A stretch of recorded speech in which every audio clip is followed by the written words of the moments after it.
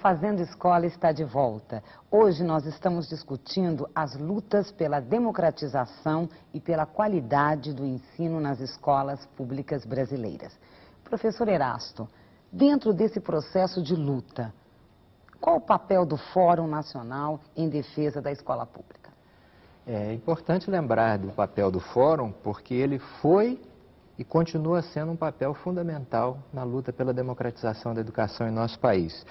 Quando se instalou o processo constituinte na década de 1980, os educadores organizados, especialmente nas suas entidades de caráter científico, acadêmico e sindical, compreenderam que era importante influenciar o Congresso Nacional na consolidação de experiências que já vinham sendo realizadas nos sistemas de ensino. E o Fórum, estabelecendo esse debate com o Congresso Nacional, conseguiu incluir na Constituição de 1988 a gestão democrática como um princípio do ensino público. Isso depois também vai se dar no processo de elaboração da Lei de Diretrizes e Bases, né, que termina com a lei sancionada em 1996, e por último no Plano Nacional de Educação, que é uma lei também de 2001.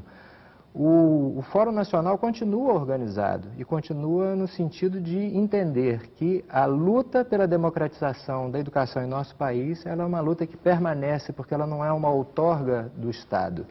O Estado não outorga à sociedade uma educação de qualidade, uma educação democrática, mas ela é um permanente processo de interlocução do Estado com a sociedade. E nesse sentido o Fórum é esse espaço de organização e de interlocução mais organizada do campo educacional brasileiro. Exatamente. Professor. Bom, eu acredito que nós estamos num momento no Brasil que essa luta ela precisa dar um novo salto. Qual seria esse novo salto e por que esse novo salto dessa luta histórica por mais educação, por mais democracia nas escolas? É preciso primeiro entender que a democracia, ela existe, ou seja, para melhorar a vida das pessoas. Na escola, a gestão democrática para que os alunos aprendam mais, para que os alunos realizem a sua cidadania, se realizem como pessoas, aprendam. Para que isso aconteça, o que se torna necessário agora?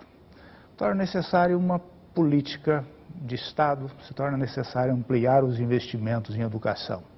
E por que isso? Porque se não ampliar os investimentos em educação, nessa fase que nós estamos vivendo de globalização de tudo, de mundialização das atividades humanas, a educação hoje ela está no coração da sociedade. Então nós estamos vivendo uma sociedade do conhecimento. Nunca se demandou tanto conhecimento quanto hoje. E hoje é o grande paradigma assim, desses novos tempos, é o conhecimento. Quando se fala conhecimento, se fala em escola. Então nós precisamos democratizar esse conhecimento por uma escola de qualidade, por uma gestão democrática. E para que se tenha assim, a ideia, a dimensão disso, um documento recente da Unesco ainda constatou que são necessários 11 a 12 anos de escolaridade para se inserir nesse mundo da globalização. O Brasil está longe de atingir essa meta. Então nós precisamos de uma política de Estado permanente, com mais recursos e de uma escola com gestão democrática de qualidade, uma escola inclusiva, que não apenas chame o aluno, ou seja, para ser matriculado, mas uma escola capaz de fazer esse aluno aprender, capaz de fazer esse aluno cidadão. Pois é. Nos anos 80, o que nós podemos perceber é essa luta em prol de três coisas: democratização, descentralização e inclusão das crianças. O grande desafio para nós todos que somos educadores é a presença dessas crianças de classes oprimidas, né, do filho dos trabalhadores. O nosso grande desafio é acolher estas crianças e fazer com que essas crianças aprendam. Nesse sentido, dentro da escola, a nova maneira de você organizar e pensar a gestão democrática dentro da escola conta com um instrumento fundamental, que se chama projeto político pedagógico. Através da construção coletiva, através da elaboração coletiva deste instrumento, é possível que nós tenhamos condições de acolher as crianças, de acolher os adultos analfabetos, de acolher as mulheres, de acolher os deficientes e fazer com que essas pessoas sejam porta-vozes de direitos e de saberes. Né? Como é que nós vamos falar em democratização da sociedade, na medida em que o próprio vídeo que nós vimos mostrou aquela quantidade de alunos que a própria escola expelia esses alunos, eram tidos como alunos indesejáveis. Então, falar de gestão democrática significa uma atitude e uma disposição de acolhimento daqueles setores que sempre foram excluídos. E essa atitude de acolhimento significa também uma mudança de atitude, uma mudança de comportamento, uma disposição em aceitar aqueles que são diferentes, em conviver com opiniões que são diferentes, né? Em dialogar com aqueles que nunca tiveram sequer voz e fala dentro da escola, né? Então, o que nós precisamos? De atitudes mais precisas, de maior convicção, de maior disposição e, acompanhado com isso, instrumentos legais, instrumentos institucionais que possam de fato, construir dentro da escola formas democráticas, formas mais justas, formas mais participativas e forma de você fazer com que as pessoas sejam, de fato, portadoras de direitos e de saberes e de conhecimentos. Só complementando isso que a Abádia falou, ela tocou num vocábulo-chave, diferença. Então, acho que é o papel da escola, é uma pedagogia para essa enorme diversidade criadora no Brasil. E o que precisa fazer essa escola? Ela precisa agora, o seu grande desafio, é por isso que precisa mais dinheiro. Ela precisa fazer na ciência, em todas as ciências, fazerem Pelés, que até agora ela só faz na música, só faz no futebol. Então nós precisamos também ter Pelés na ciência brasileira, em todas as áreas do conhecimento do Brasil. Nós precisamos ter prêmio Nobel também aqui.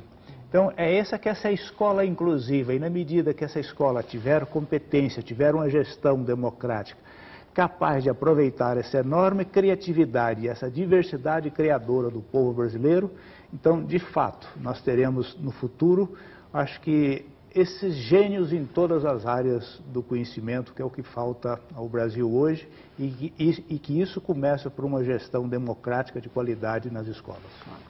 Professor Erasto, agora, como é que essa luta se materializou, não é, para que a gente possa sonhar com essas conquistas todas em relação a uma mudança de atitude, né, na educação e na escola? Ela se constituiu, essa gestão democrática, basicamente por uma luta iniciada, que foi a luta pela descentralização dos processos da hierarquia verticalizada que nós tínhamos, né? E continuamos a ter, infelizmente, em muitas escolas e muitos sistemas de ensino. E que se concretizou pela luta pela eleição de diretores. Quer dizer, foi uma forma que o campo educacional encontrou de entender que a escola precisa ser administrada não apenas por um professor, um especialista de educação qualificado ou habilitado, mas por alguém que tenha essa atitude a que a Abádia se referiu, a atitude de querer a inclusão, de querer a participação, de permitir, né, que o seu processo seja um processo de coordenação, que em bom português significa ordenar com os demais, com a diferença, com a pluralidade das ideias. Vários sistemas experimentaram essa iniciativa, né, da eleição de diretores com avanços, com sucesso. As pesquisas demonstram isso, que quando o processo participativo se instala na escola, os resultados são melhores. Posso acrescentar uma pergunta ao Erasto? Com certeza. Está dentro disso que você está falando. Gostaria, assim, de ouvir a sua opinião agora, dentro, nós estamos discutindo gestão democrática em todos os níveis da educação. E como é que você vê, então, a questão das cotas?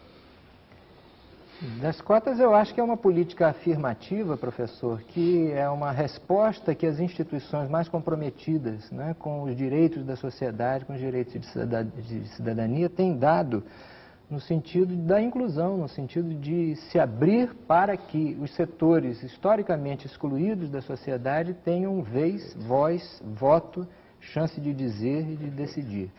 E penso que a gestão democrática, inclusive no setor onde essa questão hoje mais se dá, que é a universidade, né, que a universidade tem uma experiência histórica com a gestão democrática, mesmo antes da Constituição de 1988, pela constituição de colegiados, pela forma colegiada como as deliberações são feitas. Agora, eu queria retomar um pouco essa questão dos mecanismos para que a gente possa compreender e trazer ao debate a ideia de que a eleição de diretores é um instrumento fundamental, mas a gente também descobriu cedo de que não basta a eleição de diretores, que o processo de participação está para além da escolha democrática pelo voto, não é? Porque é preciso acompanhar o diretor que é eleito, isso se dá pelos colegiados deliberativos, é preciso se construir um projeto que mostre a cara da escola, isso se dá pela constituição de um projeto político-pedagógico, isso se dá pela descentralização no aspecto administrativo, pedagógico, isso se dá finalmente pela construção de uma autonomia das unidades escolares em relação ao sistema de ensino, em relação às políticas públicas. Não no sentido de um afastamento da escola dessas políticas, ao contrário, né? Porque a escola precisa estar comprometida com as políticas públicas do seu sistema de ensino e as políticas públicas nacionais. Mas é bom e é importante que ela diga em que na particularidade daquela escola, das suas condições objetivas, do seu corpo de professores, de estudantes, de técnicos e a sociedade que a cerca, em que ela pode e deve ser diferente. Pois também dentro desse contexto, o movimento docente, né, o movimento de professores, tem essa preocupação, sim, de colocar no foco, né, de colocar luz em cima daquilo que para nós é um elemento fundamental, é o projeto político-pedagógico. Esse projeto político-pedagógico, todos vocês se lembram, há algum tempo atrás, ele era quase que um instrumento de gaveta, né? Ele era simplesmente para cumprir uma orientação que vinha da secretaria. Esta prática é que a gente tem que desconstruí-la. Nós precisamos assumir atitudes de que ele deve germinar. O projeto pedagógico ele tem que ser, tem que ter a sua base, ele tem que nascer dentro da escola, com todos aqueles segmentos que participam desta escola.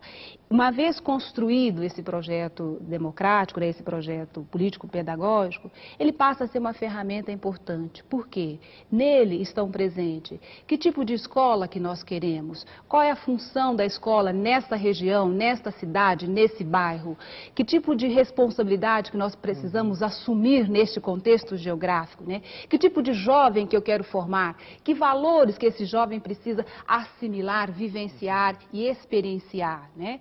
Então, o projeto político-pedagógico ele é importante porque ele nos dá rumos de para onde é que vai a escola, de qual é para nós a boa formação integral. E senão nós vamos cair naquela de formar o cidadão para o trabalho, como se existisse trabalho para todo mundo. Ora, nós sabemos que o mercado de trabalho está aí com inúmeras dificuldades estruturadas. Então, na minha avaliação, o que nós temos que resgatar? Primeiro, que a escola precisa se encontrar mecanismo de fazer com que o sujeito aprenda. Nós estamos perdendo porque nós ainda não conseguimos fazer com que as crianças pobres, eu estou me referindo exatamente às crianças pobres, às crianças que vêm aí, que moram nas periferias, fazer com que essas crianças aprendam. Segundo, construir coletivamente esse projeto pedagógico e assumir responsabilidades conjuntas. Pais, professores, funcionários, os alunos, toda a comunidade.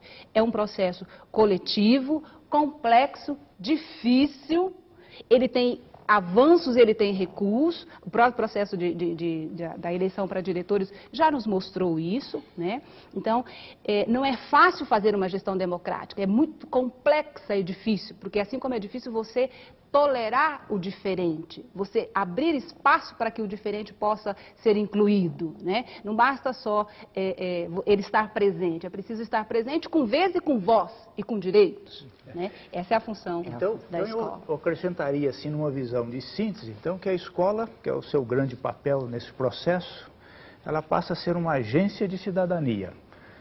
E aí isso que a Abad levantou, acho que bem, essa articulação com a comunidade, chamando a comunidade para a escola e também chamando os valores da comunidade para dentro da escola. E nesse processo de gestão democrática, quer dizer, como é que isso então se vincula a uma política mais global de país? Porque a grande revolução que o Brasil precisa fazer começa na escola, começa nessa gestão democrática. Na escola vista como uma agência de cidadania, Porque, apesar de tudo, a escola ainda é a nossa instituição mais representativa de democracia. É a nossa instituição mais representativa? Não tem dúvida disso. A escola é a rede do Estado mais presente na sociedade, né? E basta dizer que as crianças, os jovens, os adolescentes, os adultos que ali estão como usuários, estão uma boa parte da sua vida, né? Uma boa parte do seu tempo na escola. E essa rede de presença do Estado, ela precisa ser... essa presença ela precisa ser uma presença que amplie e radicalize a democracia na sociedade. Por isso a gestão da escola e dos sistemas ser feita democraticamente não é apenas um qualificativo, não é uma administração meramente democrática, mas é uma administração que reflete essas lutas pela conquista da educação na sociedade como um bem público e não como uma mercadoria a ser vendida. Professora. Já que você falou de radicalização da democracia, eu queria só complementar um pouco a sua fala, dizendo da responsabilidade da formação integral da pessoa, do cidadão, do homem e da mulher dentro da escola, né? Eu fico muito aborrecida com essas propostas de formar só para o mercado de trabalho, ou formar o indivíduo só em função de uma demanda que o mercado nos sinaliza, né? A função da escola, a função da universidade é formar o cidadão para a vida, é formar para que ele possa agir e interagir e modificar, né? Porque se nós restringirmos o nosso olhar, se nós restringirmos a nossa compreensão em formar o indivíduo só para o trabalho, que trabalho? E o lazer? E a vida? E o ser humano? E a dignidade? Né? Então, e o espírito? E a beleza? E a estética? Né? Então, veja, a responsabilidade da escola é com a formação integral das pessoas, do homem e das mulheres, dos homens e das mulheres, e das crianças. Né? Então, para mim, isso é muito importante, eu acho que é uma coisa que a gente tem que resgatar. Formar o indivíduo para a vida, formar o indivíduo para essa vivência democrática de cidadania e de respeito aí com o seu próximo. Ótimo. E aí sobressai, então, a grande função política da instituição escolar. Porque ela formando novas mentalidades, formando democraticamente, então ela prepara a grande revolução que esse país precisa, que é uma reforma de mentalidades, para que nós tenhamos na sociedade mais pessoas conscientes dos direitos humanos, conscientes dos deveres, consciente, por exemplo, de um novo mundo, de uma sociedade mais justa. Esse processo se instaura e começa na escola por uma gestão democrática e de qualidade. Professor Erasto, eu queria... colocações finais Tá, também. ótimo. Eu queria aqui tentar, talvez nesse pouco tempo que nos resta, resgatar a importância do papel do Estado nesse processo todo. Nós nos referimos, né, ao processo de lavada de mãos do Estado português em relação à educação brasileira, quando entrega o sistema de ensino a uma congregação jesuítica. E hoje parece que com essa globalização, com o planeta mundializado, como se referiu o professor Célio, nós estamos vivendo uma espécie assim, de uma ressignificação de termos, né, nesse mundo neoliberal em que estamos vivendo, em que os conceitos de participação, de autonomia, de parceria, eles são confundidos na cabeça das pessoas de maneira a que essas pessoas entendam que as parcerias levam a escola a ter uma vida tão autônoma que não precisa mais do Estado. Esse Estado que tem a obrigação constitucional e legal de suprir a escola das suas necessidades, da sua infraestrutura, de bons salários para os profissionais da educação, de boa qualidade de ensino para a população que é a usuária da escola pública. Então, acho que é muito importante que no processo de gestão democrática a gente aprenda, né, que o Estado tem uma postura, uma posição fundamental na manutenção da educação como um bem público. Ótimo, eu gostaria muito de agradecer. A senhora gostaria de colocar uma... Então, eu só queria finalizar dizendo o seguinte, a gestão democrática é essa capacidade que a escola tem de inserir-se e de colocar-se como a agência que vai ser a condutora, né, e a facilitadora, a dinamizadora dos processos que vão emancipar as pessoas. A escola é uma instituição que ela é de fundamental importância para emancipar as pessoas. Ao ser essa instituição nuclear dentro de uma sociedade, a nação se faz também com escolas, e com boas escolas, com bons professores, com bons salários. É imprescindível, sim, o papel do Estado.